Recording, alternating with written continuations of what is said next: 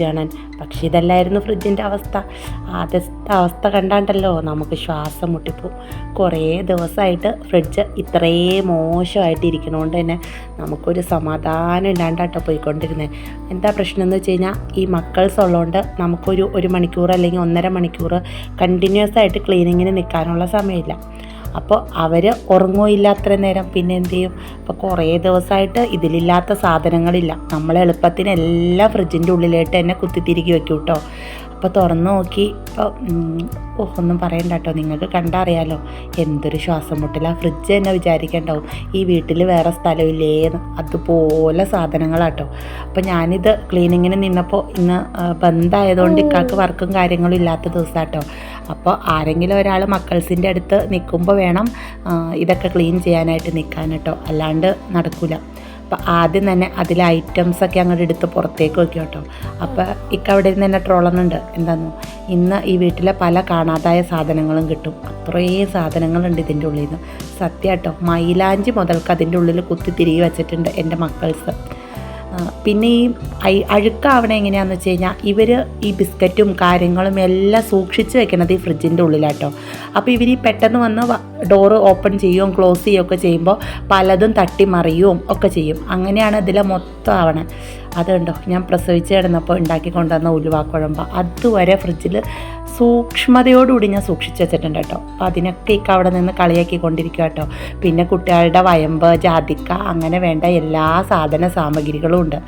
പിന്നെ ഇപ്പോൾ മഴ ആയതുകൊണ്ട് തന്നെ നന്നായിട്ട് ഈർപ്പമുണ്ട് വീട്ടിൽ. അപ്പോൾ അതുകൊണ്ട് തന്നെ ഈ ഫ്രിഡ്ജിൻ്റെ ഡോറിൻ്റെ സൈഡിലൊക്കെ നന്നായിട്ടിങ്ങനെ ഒരു പൂപ്പൽ പോലെ വന്നിട്ടുണ്ട് കേട്ടോ, ഈ വെള്ളം ഇറങ്ങിയിട്ട്. പിന്നെ കരണ്ട് പോക്കും വരലും ആണല്ലോ. ഒരു മഴ വരുമ്പോഴോ കാറ്റടിക്കുമ്പോഴോ അതിൻ്റെ ഒപ്പം കരണ്ട് അങ്ങോട്ട് പോവും. പിന്നെ വരണത് ഒരു സമയത്ത് അതിൻ്റെ ഒരു ഈർപ്പവും ഫ്രിഡ്ജിലുണ്ട് കേട്ടോ. അപ്പോൾ ആദ്യം തന്നെ ഫ്രിഡ്ജിൻ്റെ സ്വിച്ചൊക്കെ ഓഫ് ചെയ്യാൻ മറക്കണ്ട. അപ്പോൾ എല്ലാ സാധനങ്ങളും ഒഴിവാക്കി ഫ്രിഡ്ജിനെ അങ്ങോട്ട് കുറച്ച് നേരത്തേക്ക് റിലാക്സ് ചെയ്യാൻ വിട്ടു കേട്ടോ. അപ്പോൾ ഫ്രിഡ്ജ് തന്നെ ജീവനുണ്ടെങ്കിൽ അത് വിചാരിക്കണുണ്ടാവും, ആഹാ എന്താ ഒരു സമാധാനം എന്ന്. എല്ലാം അങ്ങനെ ഒഴിവാക്കി. ഇനി നമുക്കിത് ക്ലീൻ ചെയ്യാനുള്ള ലിക്വിഡ് ഉണ്ടാക്കാം. അപ്പോൾ ഞാൻ ആദ്യം തന്നെ പാത്രം കഴുകണ ലിക്വിഡില്ലേ അതങ്ങ് ഒഴിച്ചു. പിന്നെ കുറച്ച് എക്സ്പയർ കഴിഞ്ഞ ബേക്കിംഗ് പൗഡർ ഉണ്ടായിരുന്നു എൻ്റെ കയ്യിൽ. അപ്പോൾ ഞാനിന്ന് അതാട്ടോ എടുക്കണേ. അപ്പോൾ ഈ എക്സ്പയർ കഴിഞ്ഞ ബേക്കിംഗ് പൗഡർ, ബേക്കിംഗ് സോഡ അങ്ങനത്തെ ഐറ്റംസ് ഒന്നും കളയണ്ട, എടുത്തു വെച്ചാൽ ഇതുപോലെ ഉപകരിക്കും കേട്ടോ. അപ്പോൾ അതും കുറച്ച് വിനാഗിരിയും കൂടെ മിക്സ് ചെയ്ത് ആദ്യം തന്നെ ഫ്രിഡ്ജിൻ്റെ അകത്തും ഡോറിലും എല്ലാം ആ ലിക്വിഡ് ഒന്നങ്ങ് തേച്ച് കുറച്ച് നേരത്തേക്ക് റെസ്റ്റ് ചെയ്യാനായിട്ട് വിടുക കേട്ടോ. അപ്പോൾ നമുക്ക് ഉരുമ്മി കളയാനായിട്ട് എളുപ്പമുണ്ട്. ഒത്തിരി ബലം പിടിച്ച് അത് ഉരുമേണ്ട കാര്യമില്ല കേട്ടോ, പെട്ടെന്ന് തന്നെ അതങ്ങ് റെഡിയായി വന്നോളും. അപ്പോൾ ഈ റെസ്റ്റ് ചെയ്യാൻ വിടേണ്ട സമയത്ത് നമുക്കതിൻ്റെ ബാലൻസ് പാർട്സൊക്കെ ഒന്ന് കഴുകി വൃത്തിയാക്കി ഉണക്കാനായിട്ട് വയ്ക്കാം. അപ്പോൾ മഴ ആയതുകൊണ്ട് തന്നെ നമുക്ക് ഉണക്കിയെടുക്കാൻ പറ്റില്ല, അതിനും നമ്മൾ നിന്ന് തുടച്ച് തന്നെ റെഡിയാക്കി എടുക്കണം കേട്ടോ. പിന്നെ ഈ ഫ്രിഡ്ജിനെ കുറിച്ച് പറയുകയാണെങ്കിൽ ഇതിപ്പോൾ ഞങ്ങളുടെ കൂടെ കൂടിയിട്ട് ഏകദേശം ഒരു 5 വർഷമായിട്ടോ. അപ്പോൾ ഒരുപാട് ആഗ്രഹിച്ച് നമ്മളിങ്ങനെ ഫ്രിഡ്ജ് മേടിക്കണം എന്നിങ്ങനെ പ്ലാൻ ഇല്ലാതിരുന്ന സമയത്ത് നമ്മുടെ തലയിലായ ഫ്രിഡ്ജാന്ന് വേണമെങ്കിൽ പറയാം കേട്ടോ. ഒരു ദിവസം വെറുതെ നമ്മൾ ബിസ്മി വിസിറ്റ് ചെയ്യാനായിട്ട് പോയപ്പോൾ ഞാനിങ്ങനെ ചുമ്മാ കാടുത്തോറ നമുക്ക് ഫ്രിഡ്ജ് സെക്ഷൻ ഒന്ന് വെറുതെ നോക്കാം. അപ്പോൾ നമ്മളങ്ങനെയാണല്ലോ, എടുക്കണില്ലെങ്കിലും പാത്രം പോയി നോക്കും, വാങ്ങിക്കണില്ലെങ്കിലും ഫ്രിഡ്ജും വാഷിംഗ് മെഷീൻ, മിക്സി ആ ഒരു ഏരിയ നമ്മൾ ചുമ്മാ ഇങ്ങനെ നോക്കുമല്ലോ. അങ്ങനെ നോക്കിയപ്പോൾ അവിടെ നിന്ന് സെയിൽസ്മാൻ, പക്ഷെ ആൾ നല്ല മിടുക്കുള്ള ആളായിരുന്നു, നമ്മുടെ തലയിലാക്കി തന്ന ഫ്രിഡ്ജാണിത്. പക്ഷേ കൊള്ളാട്ടോ, കുഴപ്പമൊന്നുമില്ല, ഇതുവരെ ഒരു പ്രശ്നങ്ങളും ഇല്ല കേട്ടോ. അതിൽ എനിക്ക് വെയർപൂളായിരുന്നു ഇഷ്ടം, ഇക്കാക്ക് LG ആയിരുന്നു ഇഷ്ടം. കഷ്ടകാലത്തിന് അവിടെ വെയർപൂളന്ന് ഇല്ലായിരുന്നു, സ്റ്റോക്കില്ലായിരുന്നു, LG ആയിരുന്നു ഉണ്ടായിരുന്നത്. അത് നമ്മുടെ തലയിലുമായി. അത് രസം. ഇതിന് പിന്നെ അതിലും വലിയൊരു രസമോടെ ഉണ്ട്. നമ്മൾ EMI ഇട്ടായിരുന്നു അന്ന് എടുത്തത്. ഇത് ഇക്കാന്ന് പുറത്ത് വർക്ക് ചെയ്യുന്ന സമയം കേട്ടോ. അപ്പോൾ EMI ഇട്ടാലും കുഴപ്പമില്ലല്ലോ, നമ്മളവിടെ ചെന്ന് കഴിഞ്ഞാൽ EMI അടഞ്ഞു പോകില്ലോ എന്ന് ഓർത്തു.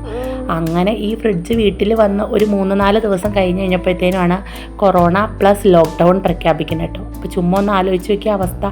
ഇക്കാക്ക് പണിയില്ല, കൊറോണയായിട്ട് പുറത്തായിട്ട് ഇറങ്ങാനും പറ്റില്ല, EMIക്കൊട്ട് കുറവില്ല.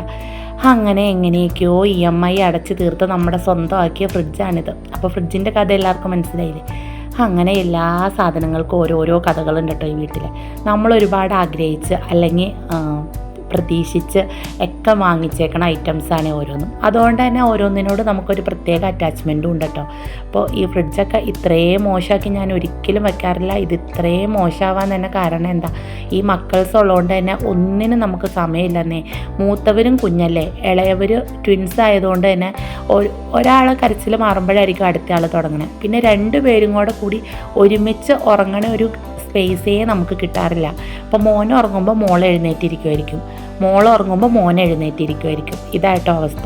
പിന്നെ വീട്ടിൽ നിന്ന് ആരെങ്കിലും വരുമ്പോൾ അല്ലെങ്കിൽ ഇക്കമുള്ള സമയങ്ങളിൽ നമുക്ക് വേറെ പരിപാടികളും കാര്യങ്ങളൊക്കെ ഉണ്ടാവുമല്ലോ. ഇപ്പോൾ ടോട്ടൽ ക്ലീനിങ് ആയാലും ഇപ്പോൾ തുണിയൊക്കെ വാഷ് ചെയ്യാൻ അങ്ങനെയൊക്കെ ഉണ്ടാവും. അപ്പോൾ ഈ ഡീപ്പ് ക്ലീനിങ്ങിനായിട്ട് നിൽക്കാനായിട്ട് നമുക്ക് സമയം കുറവാന്നേ. അപ്പോൾ കുറേ ദിവസമായിട്ട് എൻ്റെ ഉറക്കം കിടത്തിയ ഒരു സംഭവം തന്നെയാട്ടോ ഈ ഫ്രിഡ്ജ്. ഇന്നിപ്പോൾ എന്തായാലും വേണ്ടില്ല, ഇതിൻ്റെ ക്ലീനിങ് അങ്ങ് കഴിച്ചിട്ടുള്ളൂ ബാലൻസ് എന്ന് ഓർത്ത് നിന്നു. അപ്പോൾ തലേന്നത്തെ കറിയും ചോറും കാര്യങ്ങളും എല്ലാം ഉണ്ടായിരുന്നുകൊണ്ട് കിച്ചൺ ഡ്യൂട്ടി അങ്ങോട്ട് ഇല്ലായിരുന്നു കേട്ടോ. കുക്കിംഗ് ഡ്യൂട്ടി വളരെ കുറവായിരുന്നു. അപ്പോൾ അങ്ങനെ ഫ്രിഡ്ജൊക്കെ ക്ലീൻ ചെയ്ത് വൃത്തിയാക്കിയിട്ട് ഇനി നമുക്ക് സാധനങ്ങളൊക്കെ ഒന്ന് ഓർഗനൈസ് ചെയ്ത് വെക്കാം. ഒരുപാട് കാശ് മുടക്കമുള്ള ഓർഗനൈസേഴ്സും കാര്യങ്ങളൊന്നും ഇല്ല കേട്ടോ. എല്ലപ്പോഴും റിലയൻസിൽ പോകുമ്പോൾ അവിടെ ഓഫറിൽ കാണുമ്പോൾ നമുക്ക് ഇഷ്ടപ്പെടുന്ന ചില ഐറ്റംസൊക്കെ ഞാൻ മേടിച്ച് സൂക്ഷിക്കാറുണ്ട്. ഇത് കണ്ടോ, ഉപ്പിലിട്ടതും പൈനാപ്പിൾ ഉപ്പിലിട്ടതും നെല്ലിക്ക ഉപ്പിലിട്ടതും. ഇനി അത് 2 വട്ടം ബാലൻസ് ഉള്ളൂ. ബാക്കി കുറേ ഭരണികളും ടിന്നുകളൊക്കെ ഉണ്ടായിരുന്നു, അതൊക്കെ ഒഴിവാക്കി. കണ്ടോ ഉലുവാക്കുഴമ്പ്, അത് കഴിച്ചു നോക്കിയപ്പോൾ കുഴപ്പമൊന്നും ഇല്ലാത്തതുകൊണ്ട് വീണ്ടും ഞാൻ ഫ്രിഡ്ജിലേക്ക് തന്നെ സൂക്ഷിക്കാൻ വെച്ചിട്ടുണ്ട് കേട്ടോ. കഴിക്കോ ഇല്ലയോ എന്നൊന്നും അറിയില്ല, അവിടെ ഇരിക്കട്ടേന്നേ, കളയാൻ മനസ്സ് വന്നില്ല. എൻ്റെ വല്യമ്മ എത്ര കഷ്ടപ്പെട്ട് ഉണ്ടാക്കി തന്നു വിട്ടതാണെന്നറിയോ. പിന്നെ അതേ ഇത് സവാള ഉണങ്ങിയത് കേട്ടോ. ഒരു തവണക്കാട് ഉമ്മ കുറേ സവാള കൊടുത്തു വിട്ടു. അപ്പോൾ അതെല്ലാം അരിഞ്ഞ് ഉണക്കി വെച്ചതാണ്. ഇതാണ് എൻ്റെ ഫേവറേറ്റ് ആയിട്ട് കേട്ടോ, എൻ്റെ മൈലാഞ്ചിയുടെ വെള്ളം. ഞാൻ തന്നെ ഉണ്ടാക്കണ മൈലാഞ്ചി നന്നായിട്ട് ചുമക്കൂട്ടോ. അപ്പോൾ ഉണ്ടാക്കുമ്പോൾ കുറച്ചധികം എടുത്ത് ഇതുപോലെ വെള്ളം സൂക്ഷിച്ച് വെക്കുവേ. അപ്പോൾ പെട്ടെന്ന് നമുക്കൊരു പരിപാടിയോ കാര്യങ്ങളൊക്കെ വന്നു കഴിഞ്ഞിട്ടുണ്ടെങ്കിൽ ഉണ്ടാക്കാൻ സമയം കിട്ടിയില്ലെങ്കിൽ നമുക്കതിൽ മൈദ മിക്സ് ചെയ്ത് അങ്ങ് ഇട്ടാൽ മതി, എളുപ്പമുണ്ടല്ലോ. കടയിൽ നിന്ന് പലതവണ വാങ്ങിച്ചിട്ടും എനിക്ക് ഫ്ലോപ്പായിരുന്നു കേട്ടോ. 2ഉം 3ഉം ഒക്കെ വട്ടം ഇടുമ്പോഴേ ഒന്നങ്ങ് ചുമന്ന് വരുള്ളൂ. ഇതങ്ങനെയല്ല, ഒറ്റ വട്ടം ഇട്ടാൽ തന്നെ നല്ല സ്റ്റെയിൻ കിട്ടും കേട്ടോ. ഇത് ഞാനുണ്ടാക്കിയ ന്യൂട്ടല്ല, ഞാനുണ്ടാക്കിയ ജാമ്. അപ്പോൾ ന്യൂട്ടല്ല തീർന്നോന്നൊക്കെ ചോദിച്ചപ്പോൾ തുറന്ന് കാണിച്ചു കൊടുത്താട്ടോ. തീർന്നിട്ടില്ല, ഏകദേശം അറ്റപ്പറ്റായി. അങ്ങനെ എല്ലാം ഒരുമിച്ച് അങ്ങ് സെറ്റ് ചെയ്ത് വെച്ചു. പിന്നെ ഇതെന്നെ മസാലപ്പൊടികൾ മൊത്തം കേട്ടോ.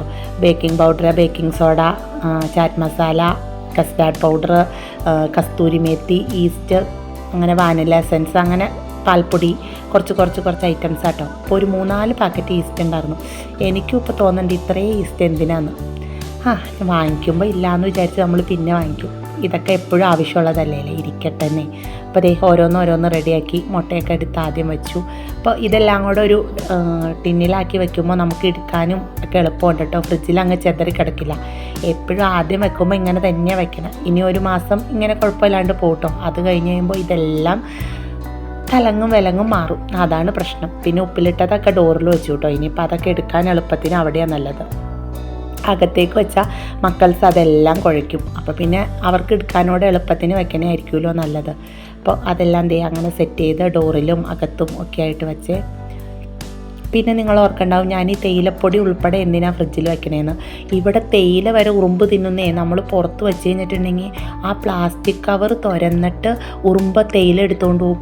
അതുകൊണ്ട് ഒന്നും പുറത്ത് വയ്ക്കാൻ പറ്റില്ല. അണ്ടിപ്പരിപ്പ് ഉറുമ്പ് എടുത്തുകൊണ്ട് പോകും, തേയില, പഞ്ചസാര എന്ന് വേണ്ട എല്ലാ സാധനങ്ങളും ഉറുമ്പ് കൊണ്ടുപോകും. അപ്പോൾ ഫ്രിഡ്ജിൽ വയ്ക്കുമ്പോൾ ഭയങ്കര സേഫ്റ്റിയാണ്. അത് ഉണക്ക നാരങ്ങയാണെങ്കിൽ ഞാൻ ഫ്രിഡ്ജിൽ വെച്ച് തന്നെ ഉണങ്ങി എടുക്കണ നാരങ്ങ കേട്ടോ അത്. അപ്പോൾ അതെല്ലാം അങ്ങനെ സെറ്റാക്കി വെച്ചു. ഇനി തേങ്ങ ഇതിങ്ങനെ പ്ലാസ്റ്റിക് കവറിൽ പൊതിഞ്ഞ് ചുരുട്ടി ഫ്രിഡ്ജിൽ വെച്ച് കഴിഞ്ഞിട്ടുണ്ടെങ്കിൽ ഒട്ടും കേടാവാതെയും പിന്നെ ആ തേങ്ങയുടെ തരിയും പൊരിപ്പലൊന്നും ഫ്രിഡ്ജിൽ ചാടാതെ ഇരിക്കും കേട്ടോ.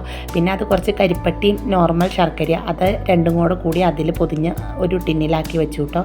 പിന്നെ ഇനി ബാലൻസ് ഇത്രേ ഉള്ളൂ കേട്ടോ വെജിറ്റബിൾസ്. അതെല്ലാം കൂടെ ഒരു ടിന്നിൽ ഇപ്പോൾ തൽക്കാലത്തേക്ക് ഇട്ട് വെച്ചു. പിന്നെ മല്ലിയില, കറിവേപ്പില, ഇത് കണ്ടോ ഉമ്മിച്ച് തന്നു കേട്ടോ. ഉണക്കറച്ചി കേട്ടോ, അതിതുവരെ എടുത്തിട്ടില്ല. ഒന്ന് ജസ്റ്റ് ഒന്ന് പൊരിച്ചുള്ളൂ. അപ്പോൾ എന്തെങ്കിലുമൊക്കെ റെസിപ്പി ചെയ്യാമെന്ന് ഓർത്ത് അവിടെ വച്ചേക്കണേ കേട്ടോ. ഇനിയിപ്പോൾ അത് എടുക്കണം, ഏതായാലും സമയം കിട്ടിയിട്ടില്ല അത് എടുക്കാനായിട്ട്. അപ്പോൾ ഉണക്കറച്ചി അതും ഫ്രിഡ്ജിലേക്ക് വെച്ചു കേട്ടോ. അപ്പോൾ പുറത്ത് വയ്ക്കുമ്പോൾ ഈ ഉറുമ്പിൻ്റെ ശല്യം കൊണ്ട് തന്നെ ഭയങ്കര പാടാന്ന് എല്ലാ ഐറ്റവും ഫ്രിഡ്ജിൽ വെക്കണം.